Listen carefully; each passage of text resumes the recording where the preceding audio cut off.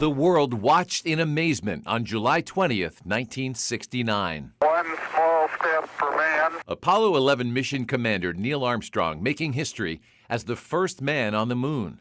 Heinz History Center CEO Andy Masek says millions of people were able to see Armstrong's accomplishment because of sophisticated Pittsburgh technology. Those images were brought to us live here on Earth from Westinghouse cameras. Those cameras had to function in the temperature extremes in outer space, and they look grainy and black and white to us, but that was remarkable technology. The lead astronaut and pilot in command carried a whole lot of Pittsburgh with him, including an engine block and crankcase cast from aluminum supplied by the Pittsburgh Reduction Company, later known as Alcoa. A local engineer named Homer Smith did the calculations for the moon landing, trying to get as precise as possible. He used this slide rule. Thousands of Pittsburgh workers took pride in putting a man on the moon. North American Rockwell in Pittsburgh built the critical command module, Columbia, that carried the astronauts to the moon and brought them home safely.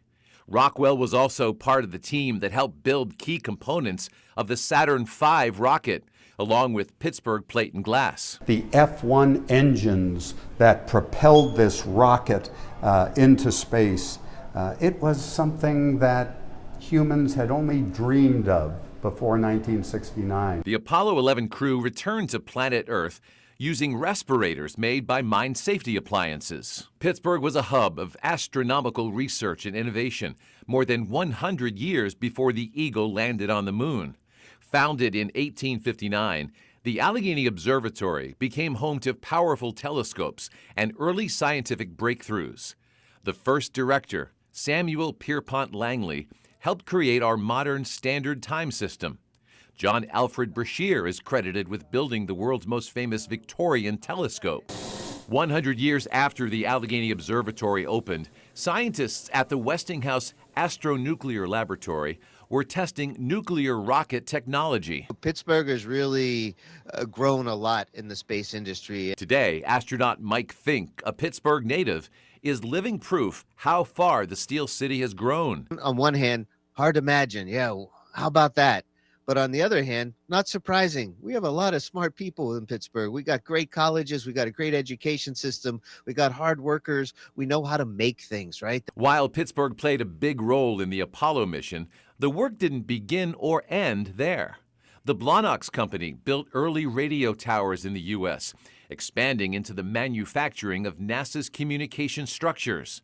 American Bridge worked on the massive vehicle assembly building at the Kennedy Space Center with help from Alcoa's specialty steel.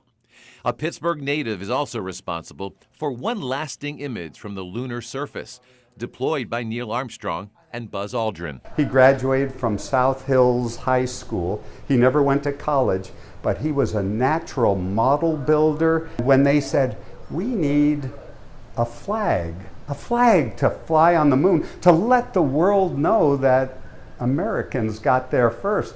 And he thought about it for a minute. He said, well, you know, there's no wind on the moon. If we put a flagpole there, it's just going to hang there like a limp rag. So he said, I've got an idea. He remembered how his mother hung curtains, and he developed a cantilevered rod that swung out, and it made it look like the flag was flying in the wind. Jack Kinsler bought the American flag at Sears and Roebuck for $2.50, packed it up, and flew it to Cape Canaveral himself. That's the flag that's still on the moon today.